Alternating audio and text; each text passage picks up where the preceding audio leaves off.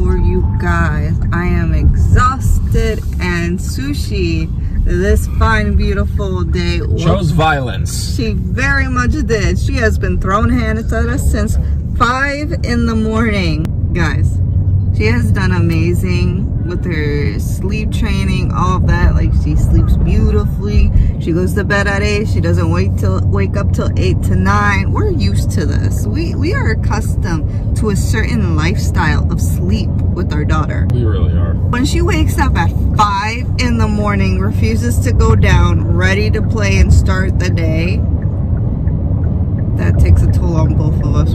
Paul and I, we were falling asleep while taking care of her. We haven't done that since, like, she's been a newborn. Paul had her in the arms. You're gonna see us yawn a lot in this vlog. Yeah. So we both have brain fog. Be prepared for that. Like, it's pretty exhausting. So we're on our way right now to Paul's GI. Paul, why don't you give educational update the best to your ability? Speak to us. So I'm gonna ask for my GI doctor's hand in marriage. Oh my God. What we're going to do is a follow-up from my colonoscopy. I had my colonoscopy about like 3 weeks ago. Since then, I did see my colorectal surgeon, and we are in the process of scheduling my reconnection surgery. So this is like just a formal thing that I have to go follow up. He's going to talk to me, you know, review some of the results of the biopsies and stuff like that. I did have some inflammation, he told me, in the ileum going to my small intestine, but he's like very, very minimal. It's about 10% or less of like the total area has any kind of inflammation. So it's very minimal, thankfully. We are on our way on the highway. We're going to go talk to him. I want to make sure that there's no surprises in store, because I'm going to tell him what is our plan for reconnecting, just to make sure that we're all on the same page and that, you know, my care team knows exactly what I want. Exactly. So guys, we are going to take you along for this adventure. Let's get to it.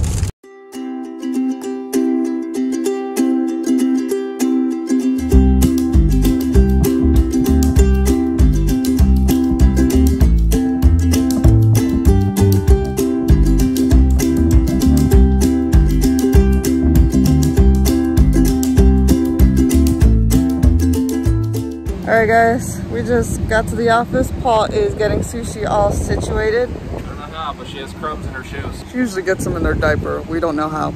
And I stepped in gum, so so far, so good. Warning, warning, just in case. Sushi has been a lot more fidgetier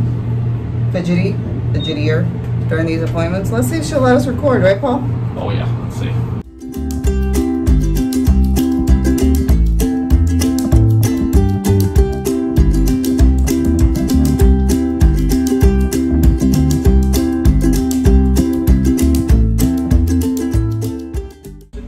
Does not want to be in the stroller right now, and when she's out of the stroller, all hell breaks loose. Yeah, you know what I just said. So cute.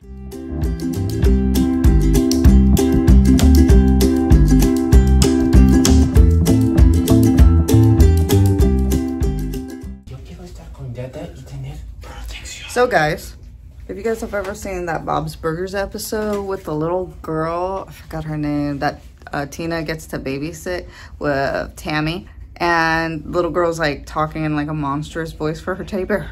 Hello, how are you doing? Yeah, Sushi's starting to do that. Just have that raspy voice. And sometimes she does it at the weirdest times. Like, it's late at night, everything's quiet, and she's doing it. We're like, is she okay? But anyway, we are here in the doctor's appointment.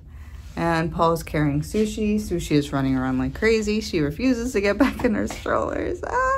You know, made a little playground here for her. But I do have an activities board here for her that has like a bunch of, I don't want to open it because I'm lazy, but it has a bunch of little things for her, tools for her to just finnick and play with. So we're gonna wait for the doctor, and we'll wrap this up in the doctor's office or car. Okay, so we are back at home, and guys, Not back at home, back in the car. that's the brain fog talking right there. I'm so tired. We're back in the car. Doctor's appointment went really well. Paul's GI, we have been going to him for years now, so Love him. yeah, yes we do. Sorry, that I feel like that came off sarcastic, but yes, we do love him. In the appointment, he was just being so cute because he has 2 daughters of his own around the same age as Sushi. And he was just being so sweet, like, oh my gosh, she's adorable. I miss my daughters. I can't wait to see him. The last appointment, he did show us his daughter, a picture of his daughters in the traditional, like, Indian outfits, which were so cute. He is Indian. And I was just complimenting, oh my God, they're so cute. My mother-in-law is into the culture. She loves it. And he's like, why don't I get you guys an Indian outfit? The next colonoscopy Paul has, I'll bring the outfit. And I was like, oh my God, that'd be amazing. Imagine her and like Sushi in an Indian. Oh my God, that would just be priceless. We would take a million photos there. Paul's mom would just be ecstatic. So that's what I love about our doctors. You know, they're so sweet to us and we're also sweet back, also giving them gifts. It's just nice to have that friendship relationship other than also professional relationship in a sense when it comes down to health. So it is pouring, and as you guys can see, we're making these because I need my iced Coke because, you know, like I said, me and Paul did not sleep the best last night, and Paul of course was worse. You know, he didn't go to bed until 4 from just stress, things of that nature. And imagine Sushi woke up at 5. So Paul literally had an hour of sleep. And a half at most. So I have been pushing it because I know that Paul has not told me, but you know, as a wife, you just know. You know what I mean? You just know your significant other. So he literally tried to keep it from me, but I was like, tell me, when did you go to sleep? And he finally told me, and I was like, that's why I've been pushing, so you could take it more easier. Because in a sense, I got more sleep than Paul. So you definitely have. So it just makes more sense for me to push it, be there. It's a car. I am a car guy. I don't look at anything else, just cars. So Paul, back to the main point of this. Yep. How was the appointment? It was really well, honestly. He was just telling me, he's like, for me, he's like, it's a full go-ahead reconnect. It's going to be the best possible outcome. So I started asking some questions like, hey, you know, what is the probability of success? You know, he did see some ulcers in my small intestine.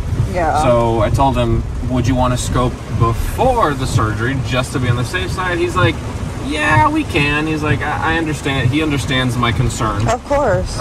Because I said, I will wait if I have to for a better probability of success. So, with that being said, he said that yes, let's go ahead, let's scope you like a week before my procedure, which is going to be really fun. Because imagine, I'm going to have to do the colonoscopy prep, my favorite, twice in a week. I'm sorry. It's going to suck. But it's okay, I have to do it, not a big deal.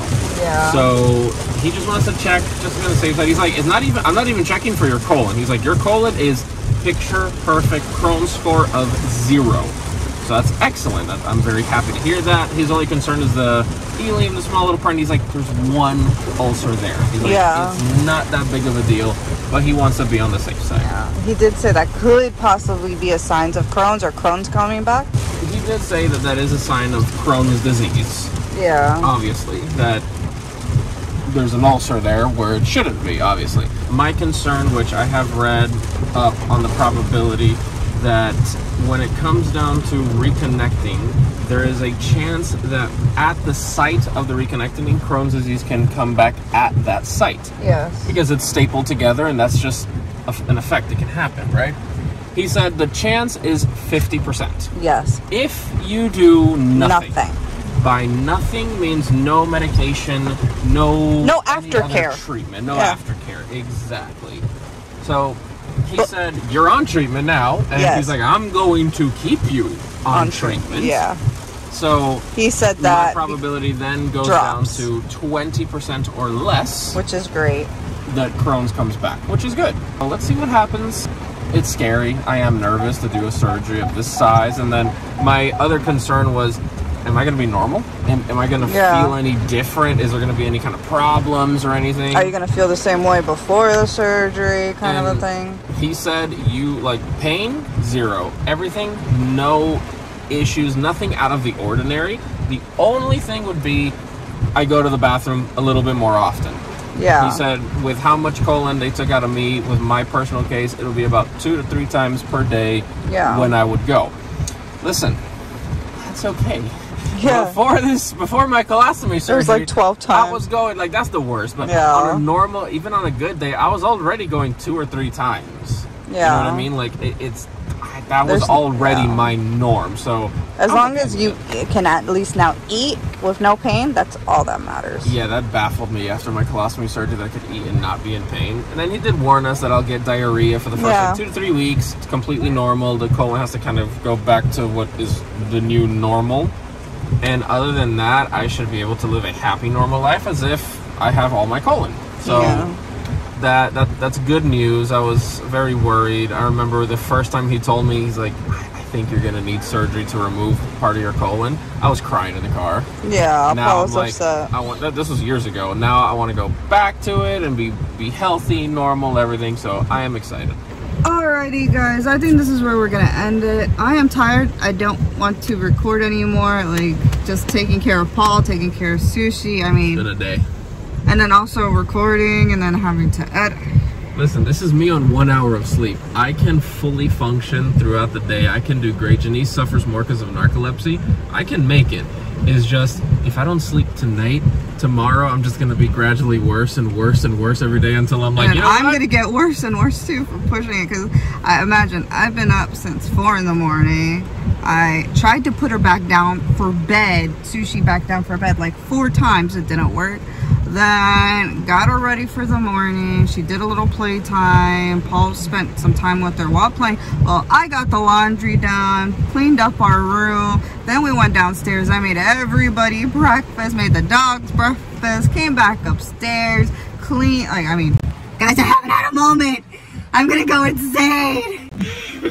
This is where we end it. We're gonna take it easy, and I'm gonna get an icy just to lift up my spirits. So don't forget to like, share, and subscribe. And do not forget, we post on Tuesdays and Thursdays. So stay tuned for those days and be on the lookout. So guys, for now, adieu and goodbye.